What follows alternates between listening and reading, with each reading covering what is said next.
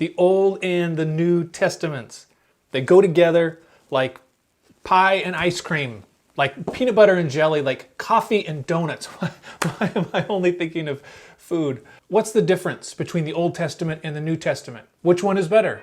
All of that coming up in today's video.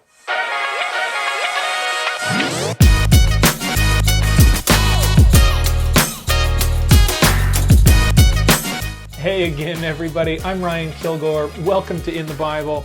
I hope that things are going well for you. I hope that everything is going well in your life right now. I know that this is a stressful time for everybody. My wife and I were just talking about some of the stress in our life and the need to simplify our lives again and just kind of go through and take out some of the extra things that are in our life. Just keeping things simple right now, I think, goes a long way. Speaking of simple, one simple thing that you can do to help me out will be just to hit that like button down below. That does a lot to help YouTube's algorithm know that this is a video that other people like you would enjoy as well. Okay, enough of that. Today we're going to talk about the Old Testament and the New Testament, so let's get stuck in. So you probably know that the Bible is commonly divided into two sections. There's the Old Testament and the New Testament. But what really is a testament anyway, if we're going to talk about an old one and a new one? Well, the word testament simply means a record or a witness. And so both the Old Testament and the New Testament witness or speak about what God has done, who He is, and His relationship with human beings. But what you may not know is that the Old Testament itself can be further divided into multiple sections. The most common groupings of books are preserved in the Hebrew Old Testament, which I have here, and those sections are the Law, the Prophets, and the Writings. The Hebrew language Old Testament is also known as the Tanakh, which is an acronym standing for Torah, Nevi'im, and Ketuvim, or Law, Prophets, and Writings. Jesus himself in the New Testament referred to the Law and the Prophets as a way to speak about the scriptures that they had at that time, which was, of course, the Old Testament.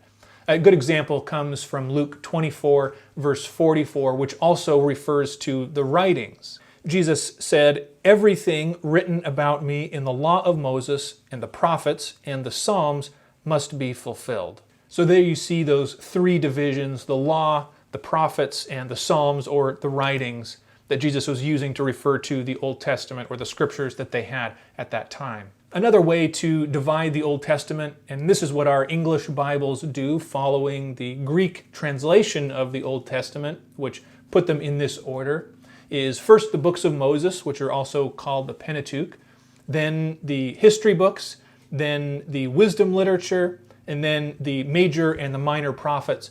And by the way, the major and minor prophets are only major or minor based on the length of the book itself. The New Testament can also be divided into groupings based on the kind of material that's there. It starts, of course, with the Gospels. Then there's a book of history, which is the book of Acts. After that are the letters, also known as epistles. Those are arranged starting with Paul's writings, his epistles, and then the other authors who wrote letters as well. And then it concludes, of course, with the book of Revelation, a book of prophecy. So these two testaments really have a lot in common. They help us to understand who God is, what He's like.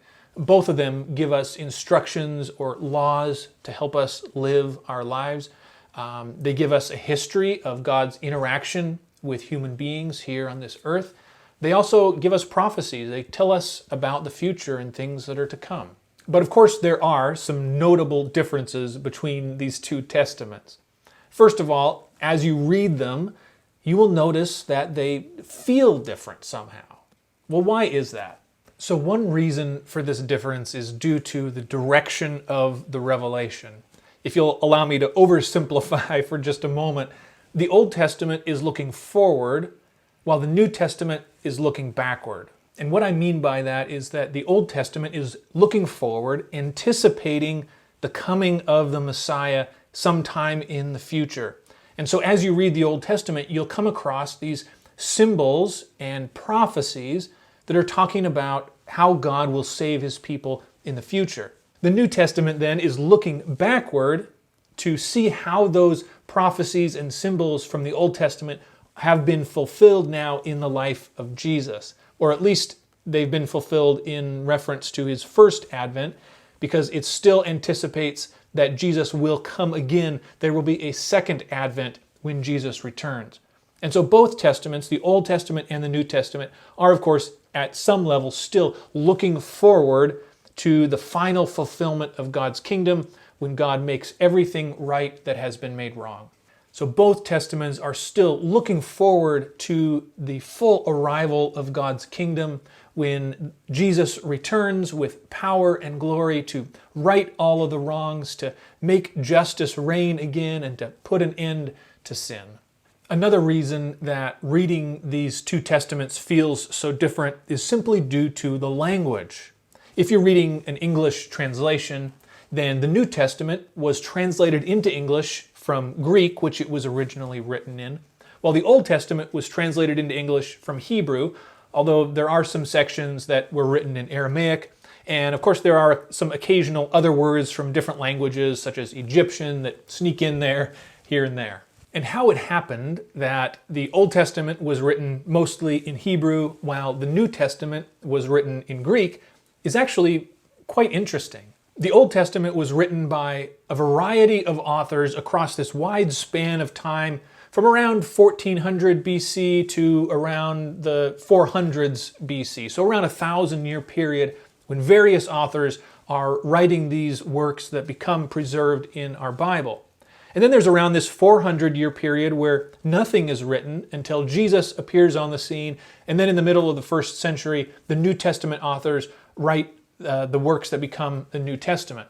And so in that 400-year period between these two testaments, which of course is known as the Inter-Testamental Period, a lot actually happened. Well, mainly Alexander the Great happened. The Greek Empire conquered all of the area around Palestine, and the Greek language then became the common language for learning and for trade throughout the empire. And so Western culture and philosophical thought spread throughout that whole empire. It continued then even during the time of the Roman Empire, which ruled Palestine and that entire region during the time of Jesus and the New Testament authors. And so this Western influence affected, for example, the Apostle Paul, both his substance and the style with which he wrote as he was writing those letters that became part of the New Testament. And so this starts to get to the heart of the difference between the two testaments. The Hebrew language is simpler in its grammatical structure. It uses very concrete language to convey ideas. And so it lends itself very well to telling stories and to poetry and wisdom literature and that type of thing. And so that tends to be what you find in the Old Testament. Ideas about God are conveyed primarily through stories. Stories are how people think. It's what informs our worldview. It gives us the lenses through which we perceive the world around us. Greek, on the other hand, has a much more complex grammatical structure. Even the simplified version of the common Greek that was present at the time. It also has a long history of philosophic thought and expression. Think of all of those classical philosophers, Socrates and Plato, Aristotle. They were Greek. So while you will find stories in the New Testament, especially in the Gospels, in the book of Acts, here in the New Testament is where you will find those complex theological writings, such as the book of Romans or Galatians or Hebrews, which you don't find in the Old Testament. Now, what are some other differences between the Old Testament and the New Testament? Well, some people have wondered why God seems to be angry or judgmental in the Old Testament, but merciful and kind in the New Testament. But this is really a mistaken premise, because God is the same in both Testaments, but He's dealing with different people and different circumstances. In the Old Testament, there are so many examples of God's patience and His love for people, of His mercy towards sinners. He's created pathways for people to find forgiveness. Think of the story of Jonah. God sent this reluctant prophet to the wicked and corrupt city of Nineveh to tell them that he was going to overthrow their city in 40 days. Now, he did this to induce change in them. And when they did change, when they repented of the wickedness that they had been engaged in, God had mercy on them. He spared them. In another example from the Old Testament, God spoke to the Jews who had turned away from him again and again and rejected him and rejected his prophets. He said, I have loved you with an everlasting love. Therefore, I have continued my faithfulness to you. Over and over again, the Old Testament is a story of God's continual love for a people who reject him over and over, and his continual pursuit of those people to be reconciled with them. But God is also a God of justice. And you, being made in God's image, you also want justice. You want things to be right. When there's some terrible evil, you want justice to correct that evil. And God is a God of mercy, but there is also a limit that he will not allow evil to pass. When God sent the children of Israel to the promised land, the land of Canaan, to take possession of it and drive out the Canaanites, the people who lived there, those people were of such a perverse culture that they would even kill their own children to achieve their ends. These cultures and systems were so horrific that God had to intervene to stop that evil from spreading. So if you've ever seen some horrific evil and you've wondered to yourself, why doesn't God do something? Well, sometimes he does do something. He may just have more patience and mercy than you and I do. Of course, I've just scratched the surface of the character of God as depicted in the Old Testament versus the New Testament. But if you'd like to think more about that subject, there's a helpful video by the late apologist Ravi Zacharias that I think you might appreciate. And so I'm going to link to that video down in the description below this video.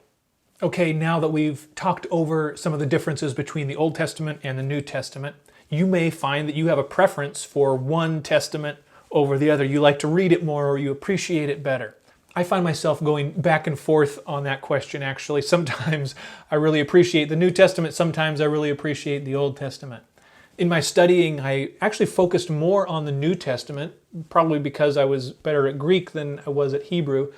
Maybe because of my background in computer science and in programming, something about the logical, sequential nature of Greek really appealed to me and I appreciated it. In much of the New Testament, I found a logical puzzle that I found very rewarding to work through and try to understand, and I still feel that way. But I also have fallen in love with the poetic and the narrative sections of the Old Testament. The emotional connection that I can make with God and with the characters in the stories as I read and meditate on those texts is highly moving. I can rejoice with their successes. I can mourn with their failures. I can appreciate God's persistence as he pursues these human beings who have failed over and over again. And of course, in many ways, I can see myself in those stories as well. Of course, there are sections that people might not appreciate so much. Maybe the genealogies in the Old Testament, or the ceremonial or civil laws that seem now very foreign to us with so much distance between us and them. Maybe some of the Apostle Paul's really dense theological works in the New Testament just seem confusing and overwhelming to you. Either way, there is so much to appreciate in both Testaments. That's why they were put together, to give us a more complete picture of God, a more full revelation of his love for us and of his work to save us. And that's why you really need both Testaments. They go together like cookies and milk, or like rice and curry. Oh, curry. That sounds good. I better go get some food. All right, thank you so much for watching this far. I sure hope that I have inspired you to get into the Bible. Do some exploring today in the New Testament or in the Old and find a renewed connection with God.